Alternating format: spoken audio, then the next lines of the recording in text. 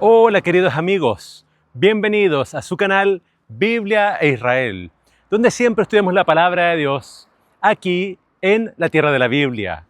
Yo con mi esposa hemos venido nuevamente al desierto de Judea para que juntos estudiemos la lección número 7 que nos habla acerca de el pan y el agua de vida. Vamos a estudiar cómo Dios proveyó estos elementos vitales a un pueblo rebelde y que siempre estaba con la disposición de, lamentablemente, pelear con su líder Moisés. Es una lección maravillosa y hemos venido a este lugar porque este lugar nos recuerda mucho a cómo tuvo que haber sido el entorno de esa travesía del pueblo de Israel a través del desierto. La única diferencia es que acá tenemos un cielo totalmente despejado y el pueblo de Israel siempre tuvo la presencia de Dios a través de esa columna de fuego en la noche y de la nube durante el día. Así que te queremos agradecer porque siempre tú nos estás apoyando, pero si aún no te has suscrito al canal, te invitamos a que lo hagas. No es tan difícil y eso significa mucho para nosotros. Así que te agradecemos siempre por dejarnos ese comentario, por dejarnos ese me gusta y también a aquellos amigos que comparten la lección vía redes sociales, especialmente WhatsApp o Facebook, con sus amistades y grupos y hermanos de iglesia. Así que espero que estés preparado para ver hermosas imágenes de lugares muy especiales dentro de Israel. Hoy te vamos a llevar a conocer un pedacito de En-Gedi y también de Ein Bokek.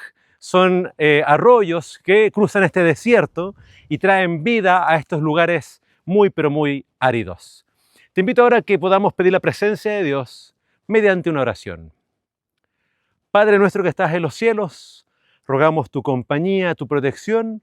Al momento de grabar esta lección, rogamos que tú nos des entendimiento y que nos ayudes, Señor, a no cometer los errores que muchas veces cometió tu pueblo a través de la historia.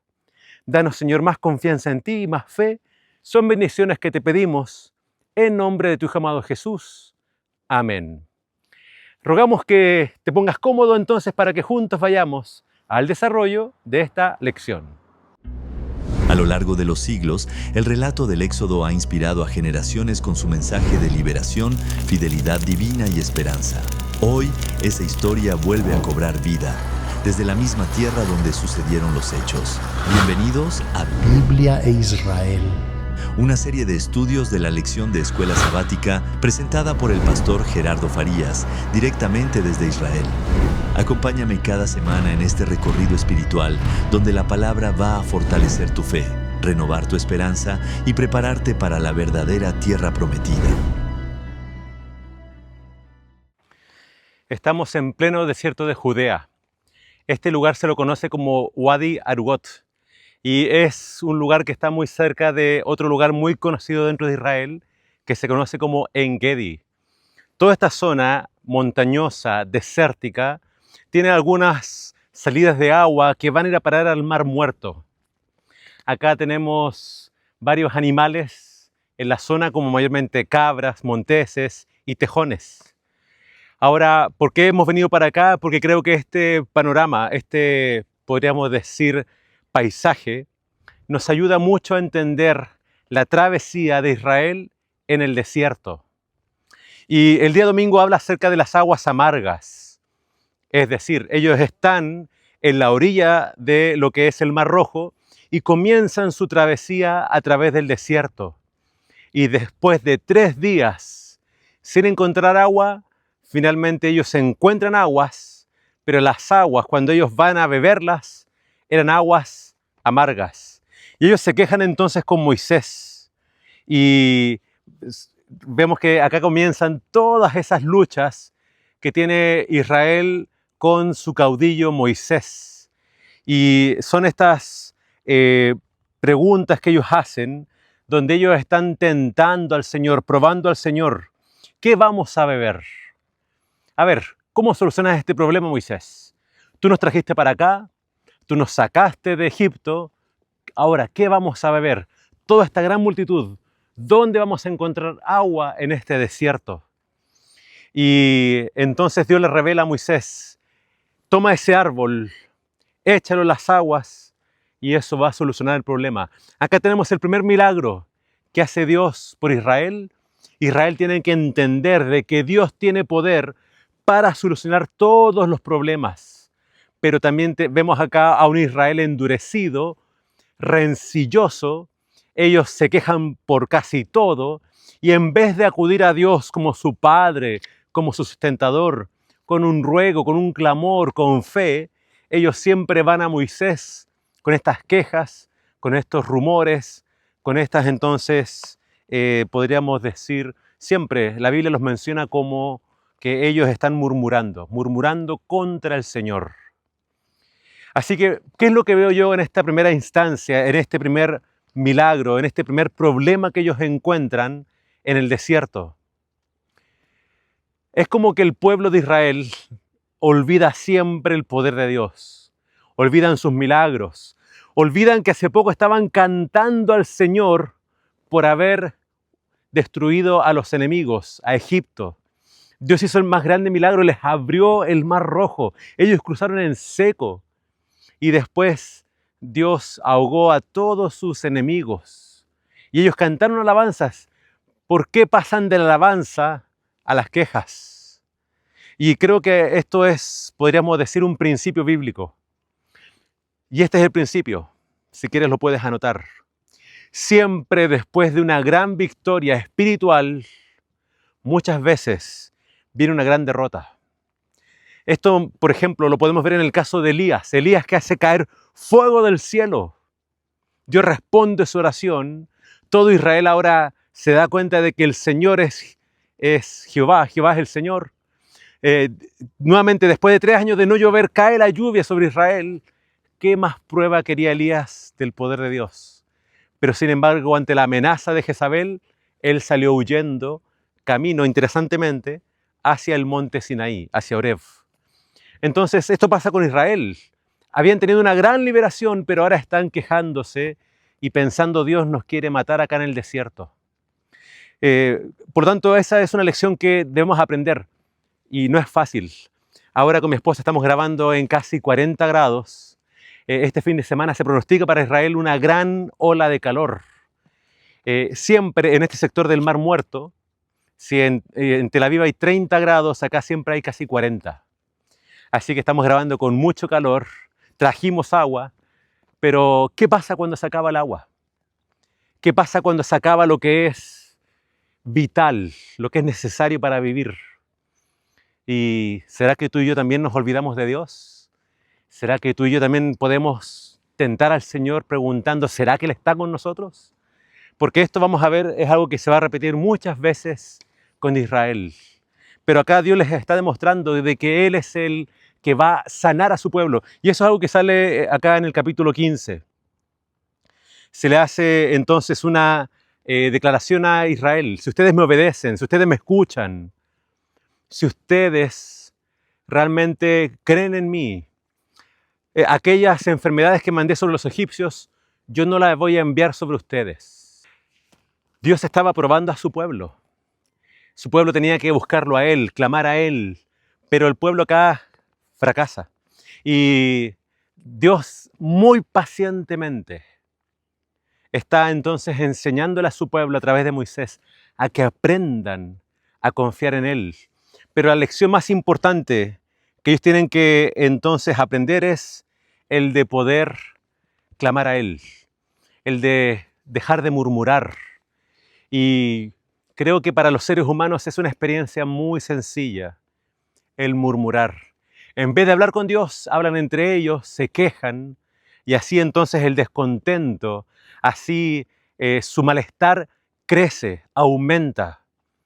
¿Cuántas veces, así como Israel murmuró contra Moisés, hoy en día vemos a personas murmurando contra los líderes de la iglesia? Y esto entonces es algo que es un pecado para Israel y nosotros también tenemos que verlo así. Mucho cuidado con caer en la trampa de la murmuración y de quejarnos contra el Señor. Así que te pregunto, cuando lleguen estas pruebas, cuando nos falte el agua, cuando nos falte quizás recursos o cuando sintamos que nuestra vida está en peligro, ¿qué vamos a hacer? ¿Vamos a confiar en el Señor? ¿Vamos a obedecer al Señor? ¿Vamos a esperar en el Señor o vamos a caer en las quejas y en la murmuración?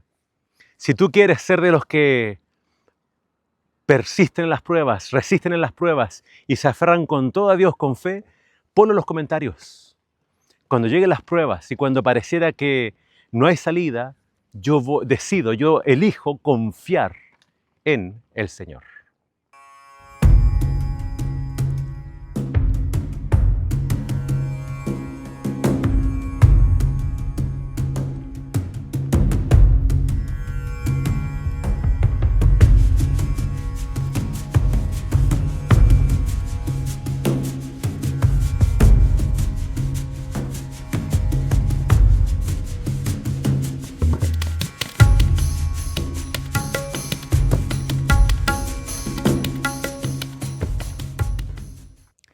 En el día lunes vamos a hablar acerca de las codornices y del maná.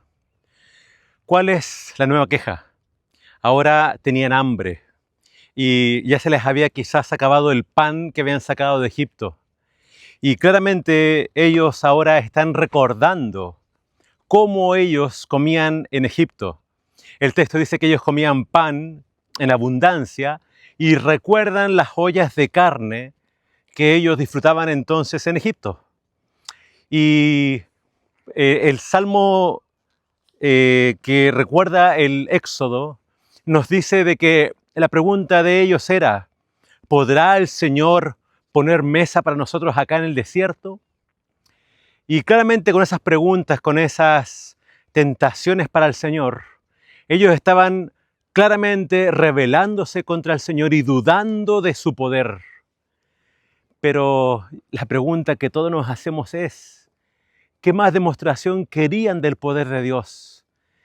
Al parecer ni las plagas bastaron para que ellos confiaran en Dios, ni tampoco el que Él haya abierto el mar muerto, ni tampoco que ahora haya dado aguas dulces. Entonces Dios les promete, les dice: por la tarde ustedes van a tener carne y por la mañana van a ver mi gloria. Es interesante que Dios se refiere al maná como una demostración de su gloria. Y hay varios milagros que la lección señala con respecto al maná, pero nuevamente el maná era otra forma de Dios enseñarle a su pueblo a creer, a confiar y a obedecer. El maná, y quien quisiera comer durante el día tenía que levantarse temprano a recogerlo, porque caía de madrugada junto con el rocío. Ellos tenían que salir a recoger la porción del día. Si alguien se atrevía a recoger más para el día siguiente no levantarse a recogerlo, dice que lo que se guardaba para el siguiente día se agusanaba y hedía. El maná entonces caía durante 5 días de forma normal, todas las mañanas. Después dice que cuando salía el sol, el maná que estaba en el campo se derretía. Pero el día viernes, ellos era el único día que podían recoger doble porción. Y era el único día que si ellos guardaban para el día siguiente, a ese maná no le pasaba nada. El sábado el maná no caía y dice la Biblia que varios en Israel salieron a buscar y no lo encontraron. Así que Dios le pregunta a Moisés: ¿hasta cuándo este pueblo no me va a obedecer? Así que el maná era un alimento del cielo, era un alimento de Dios para el pueblo. Y era un alimento que estaba destinado a enseñarles obediencia. Obediencia a levantarse cada mañana a recogerlo, obediencia para recoger la porción del día y también el viernes recoger doble porción. ¿Por qué? Porque el sábado no caía. Dios, acá en el capítulo 16 de Éxodo, le estaba enseñando al pueblo la importancia del día sábado. Fíjate que los mandamientos van a llegar en el capítulo 20. Por eso el mandamiento después dice: acuérdate, porque esto es algo que se instituye en el Edén. Y ahora, en el desierto, Dios les quiere enseñar la importancia de este mandamiento. El sábado no se podía salir a recoger, ni tampoco tenía que prepararse el sábado el alimento. Se dejaba preparado el día viernes para el sábado. Así que vemos varias lecciones prácticas acá para Israel. Ellos tenían entonces que aprender el día sábado a quedarse en sus casas, a no salir a buscarlo. Y esto es algo que nosotros tenemos que razonar hoy en día con nosotros. Porque ciertamente en muchos rubros, en muchos trabajos, quizás el sábado es el mejor día. Muchos van a decir, no, es que el sábado es cuando más vendo, el sábado es cuando más clientes llegan. Pero Dios me está enseñando que si yo confío en Él, si yo le obedezco, si yo pongo mi confianza en Él, el día viernes Él me puede enviar una doble porción, o el día lunes, o el día domingo, cualquier otro día. Pero el principio es ese, Dios es quien alimenta, Dios es quien sustenta, Dios es el que cuida de su pueblo y los alimenta. Así que acá tenemos esta queja y nuevamente como Dios, como creador y como sustentador, les estaba alimentando. Así que este maná que ellos preguntan, ¿qué es esto? Maná, eso significa maná, ¿qué es esto? Este es el pan de Dios. Ese maná se guardó en una urna y se guardó después en el santuario dentro del arca del pacto. Tenía que quedar como un recordatorio cómo Dios durante 40 años alimentó al pueblo en el desierto. Imagínate, ¿de dónde sacar comida en el desierto? Ciertamente un lugar inhóspito, ciertamente un lugar con un calor ardiente, ciertamente un lugar donde no crece casi nada, donde obviamente no van a encontrar trigo, ni cebada, ni ningún otro alimento. Dios puede sacar alimento donde no lo hay. Dios puede proveer para todas nuestras necesidades. ¿Qué tenemos que hacer nosotros? Confiar en Él, porque Él es mi sustentador. Así que Dios provee todo lo necesario, agua, y acá vemos este pan del cielo, con el cual Dios alimentó a Israel. Así que no importa el lugar, no importa la época, no importa quiénes seamos, Dios puede hacer los mismos milagros por nosotros, si nosotros ponemos toda nuestra confianza en Él y estamos dispuestos a obedecer y a confiar.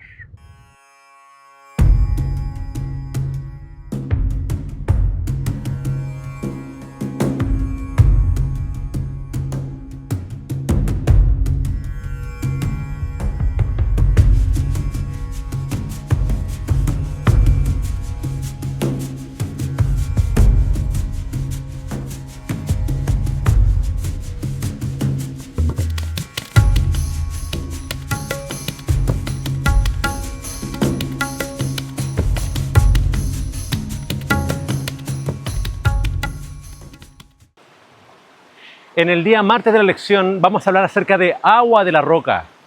Y dice que después del incidente del maná, el pueblo sale del desierto de Sin, avanzando por jornadas, llegan a Refidim donde no había agua.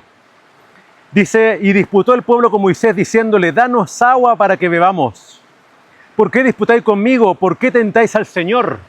Y más adelante vemos que a ese lugar se le llamó Masá y Meriba, por esta rencilla de los hijos de Israel, porque tentaron al Señor al decir, ¿está pues el Señor entre nosotros o no?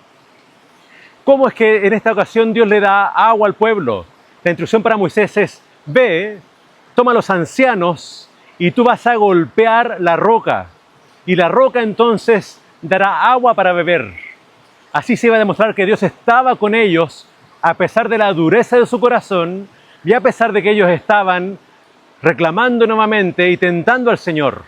Ahora, ¿qué evidencia tenían ellos de su presencia, de Dios? No solamente los milagros. Debemos recordar que la nube nunca se apartó de ellos. No era Moisés quien guiaba al pueblo, era Dios a través de la nube. Y créeme, acá en Israel tenemos un cielo despejado, el sol nos quema, pero claramente unas nubes siempre van a ser de mucha frescura para los días de calor. Por lo tanto, Dios demuestra que está con ellos por la nube. Y aunque Moisés fue el que golpeó la roca, dice que Dios estaba sobre la roca. Y después el Nuevo Testamento explica, Pablo explica que la roca que lo seguía, la roca era Cristo.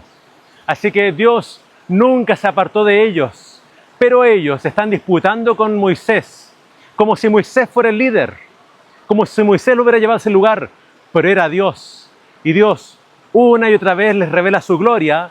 En esta ocasión, la roca tuvo que ser golpeada para que diera agua. Y así como tenemos este arroyo que fluye, Acá tenemos esta agua que es agua potable en pleno desierto. El agua vino para darle vida a Israel, pero para que la roca diera agua tuvo que ser golpeada. Una clara señal de cómo Cristo tuvo que ser golpeado para darnos de beber, para darnos vida eterna. Así que en este episodio encontramos nuevamente que Dios estaba con ellos como esa roca, firme, inamovible, pero que era la fuente de vida de Israel, y tristemente Israel no se daba cuenta. Así que te quiero preguntar, ¿qué evidencias tienes tú de que Dios está en tu vida? Quizás hoy no tenemos una roca que fluye agua o una nube sobre nuestra cabeza, dándonos sombra, una columna de fuego dándonos luz, pero claramente Dios muchas veces nos da evidencia de su presencia en nuestras vidas. La pregunta que debemos hacernos es, ¿cómo reaccionamos ante las pruebas, por más duras que sean? ¿Y qué evidencias tenemos en el pasado de la presencia de nuestras vidas? Debes recordar la cita, no tenemos nada que temer al futuro, a menos que olvidemos cómo Dios nos ha conducido en el pasado. Así que te leo los comentarios. ¿Qué evidencias tienes tú de la presencia de Dios en tu vida? Puedes contar una experiencia o algo donde hayas visto claramente su mano obrando y proveyendo en tu vida.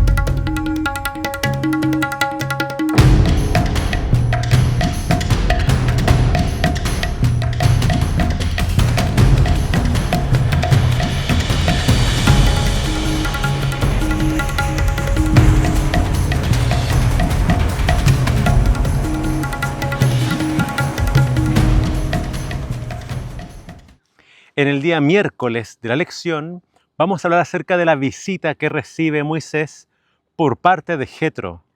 Jetro era su suegro, que en otras partes de la Biblia se lo menciona como Reuel. Y dice que Jetro viene a ver a Moisés y trae a la familia de Moisés, es decir, su esposa, que es Séfora, y sus dos hijos, Gerson y Eliezer. Y aquí se nos da los significados de los nombres de los hijos de Moisés. Gerson dice, porque fui forastero en tierra ajena, y Eliezer, porque el Dios de mi padre me ayudó y me libró de la espada de Faraón. Son los hijos que tiene entonces Moisés en este primer exilio que tuvo él de 40 años en la tierra de Madián. Y ahora que están cerca de Madián, llega entonces Jetro a ver a Moisés. Y antes de llegar al consejo, que es quizás el que todos conocemos de parte de Jetro, dice que en este encuentro se alegran, me imagino se abrazan, se besan, y Moisés aprovecha de contarle a Jetro de todo lo que Dios había hecho con el pueblo de Dios, con Israel, cómo lo sacó de Egipto con mano poderosa. Moisés entonces le cuenta toda esta historia a Jetro. ¿Y qué hace Jetro? Dice que él bendice a Dios, versículo 10. Bendito sea el Señor que os libró de las manos de los egipcios y de manos del faraón. Él ha librado al pueblo de manos de los egipcios. Ahora conozco que el Señor es más grande que todos los dioses, porque lo que se ensoberbecieron prevaleció contra ellos. Luego tomó Jetro, suegro de Moisés, holocaustos y sacrificios para Dios, y Aarón y todos los ancianos de Israel fueron a comer con el suegro de Moisés delante de Dios. Así que interesante, Jetro, sacerdote de Madián, que claramente conocía al Dios de Israel, pero que también él hace esta referencia a que otros pueblos tienen otros dioses frente a las evidencias de lo que Dios había hecho con ese pueblo. Imagínate a Jetro ver a todo ese pueblo en el desierto. Cómo estaban sobreviviendo allí, cómo salieron de Egipto, cómo es que Faraón no los recapturó. Esto era toda evidencia de que el Dios de Israel era el Dios verdadero.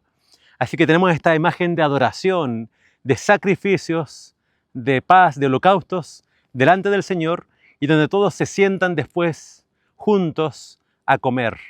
Esa entonces es la antesala ahora al consejo. Y la lección preguntaba, ¿qué hubiera pasado si Moisés no hubiera hecho caso a Jetro?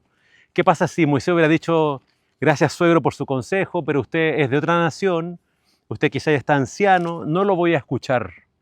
Pero no, vemos que por el contrario, Jetro hace su, digamos, diagnóstico, él después da su consejo con todo respeto y también agrega, y si a Dios le parece bien, te aconsejo que lo hagas. Es interesante cómo Moisés hace caso entonces a Jetro, no simplemente porque era su suegro, sino porque él notó sabiduría en las palabras de Jetro. Así que con oración, con, podríamos decir, discernimiento, con prudencia, justamente con la iglesia estamos estudiando el libro de Proverbios. Y Proverbios dice que en la multitud de consejeros hay sabiduría. Así que a este consejo que da Jetro le gustó a Moisés y él lo aplicó. Vamos a ver cuál es el consejo. Dice el capítulo 18, vamos a leer el versículo 13. Aconteció que al día siguiente se sentó Moisés a juzgar al pueblo y el pueblo estuvo delante de Moisés desde la mañana hasta la tarde. Al ver el suegro de Moisés todo lo que él hacía por el pueblo, le preguntó, ¿qué es esto que haces tú con el pueblo? ¿Por qué te sientas tú solo mientras todo el pueblo permanece delante de ti desde la mañana hasta la tarde? Moisés respondió a su suegro, porque el pueblo viene a mí para consultar a Dios. Cuando tienen algún pleito, vienen a mí, yo juzgo entre el uno y el otro y declaro los preceptos de Dios y sus leyes. Entonces el suegro de Moisés le dijo, no está bien lo que haces, desfallecerás del todo, tú y también este pueblo que está contigo, porque el trabajo es demasiado pesado para ti y no podrás hacerlo tú solo. Oye ahora mi voz, yo te aconsejaré y Dios estará contigo. Preséntate tú por el pueblo delante de Dios. Somete tú los asuntos a Dios. Enséñale los preceptos y las leyes. Muéstrales el camino por donde deben andar y lo que han de hacer. Además, escoge tú de entre todo el pueblo a hombres virtuosos, temerosos de Dios, hombres veraces que aborrezcan la avaricia y ponlos sobre el pueblo como jefes de 1000, de 100, de 50 y de 10. Estos tenían que juzgar los asuntos pequeños y los asuntos difíciles debían llevarlos a Moisés. Moisés estaba llevando toda la carga del pueblo sobre sus hombros. Obviamente, Jetro lo que vio es que este hombre iba a colapsar. El consejo es muy fácil, es muy sencillo. Es un consejo de administración, de organización. Divide a este gran pueblo y ponle jefes. Y estos jefes, estos hombres, tienen que ser personas veraces, temerosas de Dios, personas sabias, personas que, dice, odien la avaricia. Los jueces de Israel tenían que ser entonces jueces que el pueblo escogiera, personas virtuosas. ¿Para qué? Para que ellos entonces juzgaran los asuntos pequeños y no Moisés y el pueblo mismo estuviera todo el día esperando para resolver un caso. Así que interesante cómo esto sienta las bases después para un gobierno organizado para este pueblo que estaba comenzando a volverse una nación. Así que a Moisés le gustó este consejo y él lo presenta al pueblo y el pueblo elige entonces a estos jueces sobre 1000, sobre 100, sobre 50 y sobre 10. Así que esto también es algo que obviamente traspasamos a la iglesia. La iglesia tiene que tener pastores, ancianos y maestros. Tiene que distribuirse el cuidado de la iglesia entre los ancianos y entre los maestros. Y los asuntos pequeños los pueden ver ellos y los asuntos más difíciles los pueden llevar entonces al pastor o a otro entonces líder o encargado de la comunidad. Eso es lo que pide Dios, que todos ayuden a llevar la carga y no solamente un hombre para que después entonces no haya, como se dice en inglés, un burnout, un sobre, digamos, exigencia de parte de los líderes y ellos puedan enfermar y entonces eso pueda hacer que después la congregación sufra más. Así que interesante el consejo de Jetro, que Moisés lo toma, se distribuye la carga, podríamos decir, se delegan responsabilidades y ya no toda la carga iba a caer sobre Moisés. Así que vemos este consejo que Dios aprueba. Dios es un Dios de orden y su pueblo tenía que trabajar de forma ordenada y de forma organizada.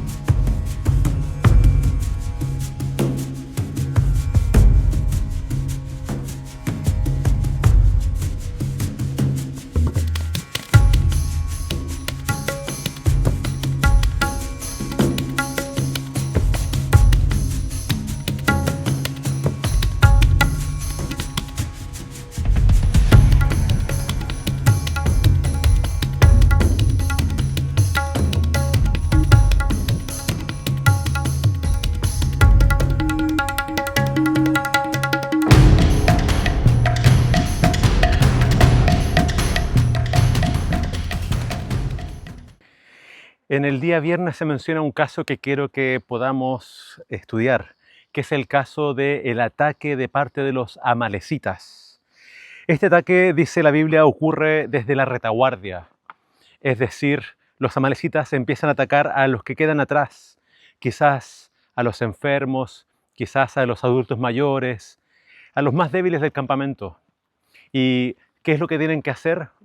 Moisés manda a que Josué los enfrente. Así que, ¿qué ocurre en este episodio?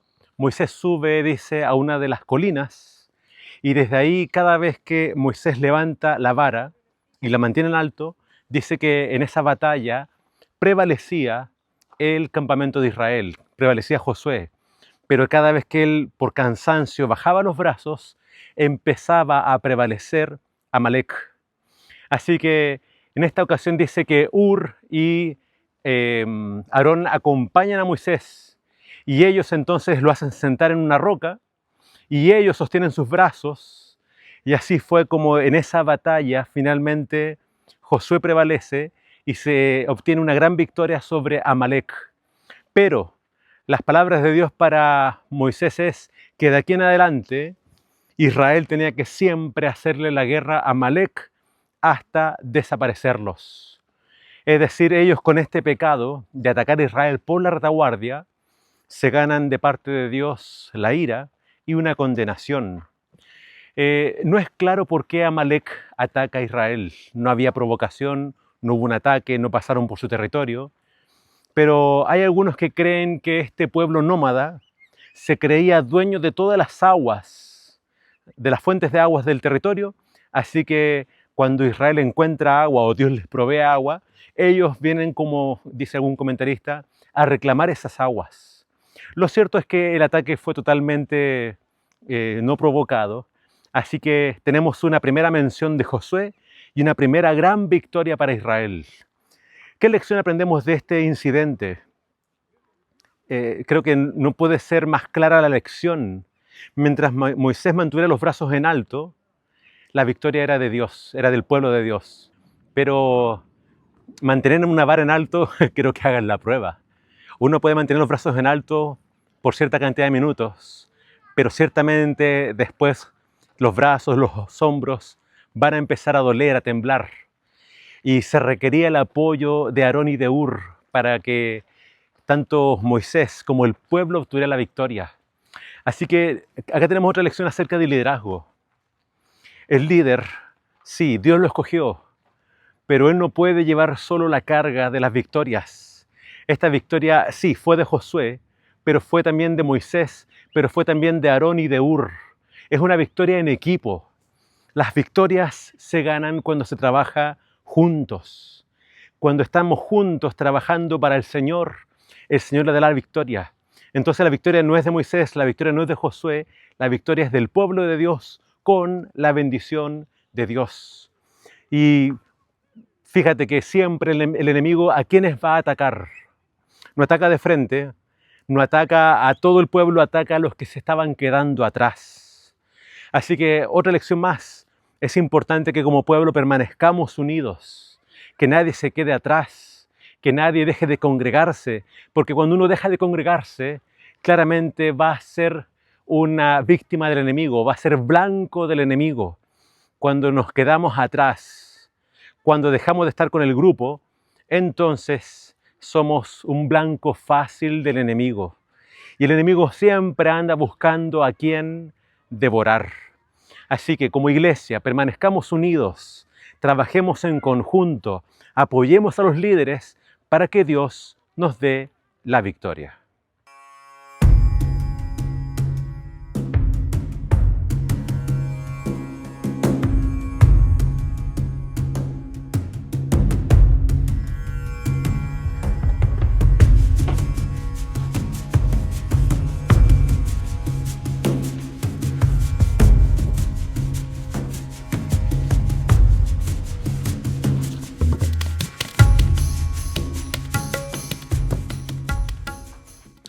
Queridos amigos, hemos llegado a la conclusión de esta lección, pero lo vamos a hacer con la lección del día jueves, porque la lección del día jueves nos habla del pan y el agua de vida. Y esta es la reflexión que hace tanto el apóstol Pablo como el mismo Señor Jesús. El mismo Señor Jesús dijo que Él es el pan verdadero que descendió del cielo, el pan de vida. A la mujer samaritana le dijo que Él podía dar el agua de vida. Y en 2 oportunidades Él le dijo eso al pueblo, que quienes vengan a Él recibirán esa agua de vida.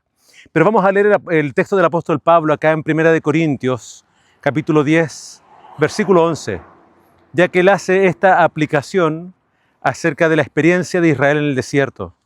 Dice así: no quiero, hermanos, que ignoréis que nuestros padres estuvieron todos bajo la nube y todos pasaron en el mar, que todos en unión con Moisés fueron bautizados en la nube y en el mar. Todos comieron el mismo alimento espiritual y todos bebieron la misma bebida espiritual, porque bebían de la roca espiritual que los seguía. Esa roca era Cristo.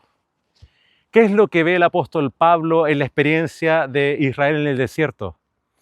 Él se da cuenta de que Cristo era quien estaba con ellos, en la nube, en el mar, en la roca. Cristo estaba ahí y ellos quizás no lo podían ver. Elena de White decía que si la nube se movía y ellos pudiesen ver a Jesús cara a cara, claramente el pueblo no podría haberlo resistido, hubiesen muerto. Así que Pablo les dice eso a la iglesia. Cristo siempre estuvo con nuestros padres en el desierto. Y creo que lo que nos está diciendo a nosotros es lo mismo. Nosotros también tenemos al Señor junto a nosotros en cada paso que damos en esta vida. Así que, nuevamente, puede que no sea a través de una nube literal, puede que no sea a través de una roca, pero yo me gustaría invitarte a que hagas eso, a que puedas entender de que Cristo nunca se ha apartado de su iglesia. Él es el que conduce a su pueblo, Él es quien tiene las manos en el timón. Así que especialmente Pablo le escribe a la iglesia del tiempo del fin. A la iglesia del tiempo del fin Pablo le dice: Cristo está junto a ustedes. Pero la advertencia para nosotros es: no endurezcamos el corazón.